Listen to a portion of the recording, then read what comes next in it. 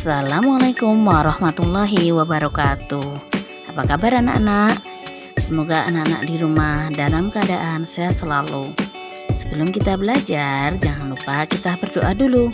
Bismillahirrohmanirrohim. Hari ini kita akan belajar bahasa Indonesia di tema 3, subtema 3, materi tentang perubahan wujud benda. Tujuan pembelajaran hari ini kita akan memahami perubahan wujud benda yang ada di sekitar kita. Ada banyak sekali peristiwa-peristiwa yang terjadi di sekitar kita. Kemarin kita sudah belajar tentang apa itu benda, wujud benda, dan sekarang masuk ke perubahan wujud benda. Sebenarnya kemarin sudah kita belajar ya. Nah, masih ingat ya, ada 6 perubahan wujud benda. Yang pertama pembekuan, pencairan, penguapan, pengembunan, penyubliman, dan juga penghabluran. Nah, kali ini kita akan pelajari satu persatu apa itu perubahan wujud benda yang sudah kita pelajari kemarin. Coba kita lihat perubahan wujud benda ini ada kebalikannya ya. Contoh, mencair itu kebalikan dengan membeku. Menguap kebalikannya dengan mengembun. Sedangkan menyublim kebalikan dengan menghablur. Kali ini kita akan pelajari satu persatu. Mencair itu adalah perubahan wujud benda padat menuju cair, atau dari es batu menjadi air, es krim mencair menjadi air juga. Sedangkan membeku itu perubahan cair ke padat. Contohnya air biasa yang dimasukkan ke kulkas menjadi es batu. Nah, es krimnya mencair atau air biasa menjadi es batu. Menguap adalah perubahan dari cair ke gas. Contohnya air mendidih yang mengeluarkan uap air. Sedangkan mengembun perubahan dari gas ke cair. Contohnya titik-titik air di daun pada pagi hari. Lihat. Air yang ada di panci mendidih menguap menjadi uap air juga. Sedangkan mengembun di pagi hari ada titik-titik air di daun di pagi hari. Ini mengembun dan menguap. Sedangkan menyublim perubahan dari benda padat ke gas. Contohnya kapur barus, es kering. Menghablur adalah perubahan dari gas ke padat. Contohnya uap air di awan akan berubah menjadi butiran-butiran salju. Jadi kebalikan ya antara menyublim dan menghablur. Ini lihat contoh kapur barus dan juga es kering. Nah, menyublim.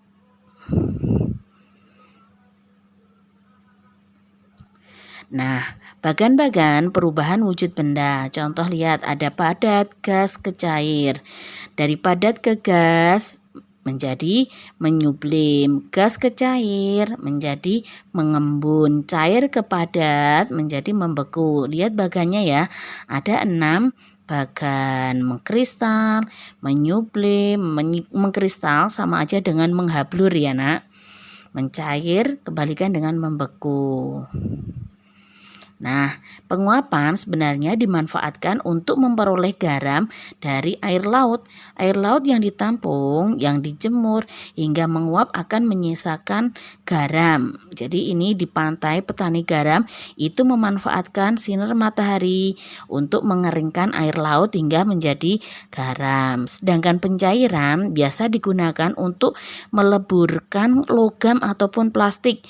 Logam dan plastik yang cair kemudian akan dibentuk kembali menjadi peralatan yang dibutuhkan oleh manusia. Jadi bisa bermacam-macam. Sedangkan pengembunan biasanya dimanfaatkan sebagai tahap pendinginan udara oleh mesin AC. Dengan pengembunan, udara panas diubah menjadi dingin ataupun sejuk. Jadi AC ini memanfaatkan pengembunan. Sedangkan pembekuan biasa digunakan untuk membuat es batu ataupun es krim. Susu cair yang diolah kemudian didinginkan supaya menjadi padat, menjadi es krim ataupun es batu.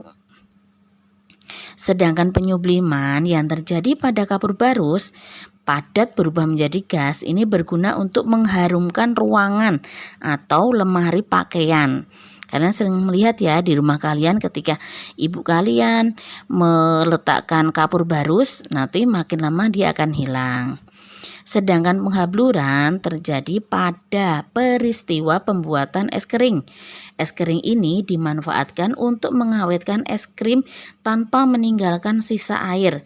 Es kering ini juga dimanfaatkan pada pertunjukan berupa asap putih di panggung. Jadi kalau kalian sering melihat di panggung ada asap putih yang keluar dari sisi panggung, nah itu memakai es kering.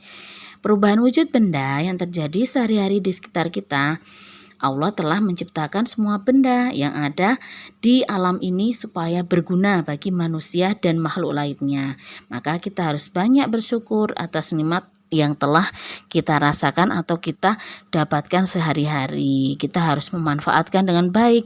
Kemarin kita sudah belajar tentang reuse, dan recycle. Oke anak-anak, sekian dulu ya belajar kita hari ini. Jangan lupa belajar, sholat 5 waktu, jangan sampai bolong. Nah, siapkan juga pembelajaran di subtema 4. Wassalamualaikum warahmatullahi wabarakatuh.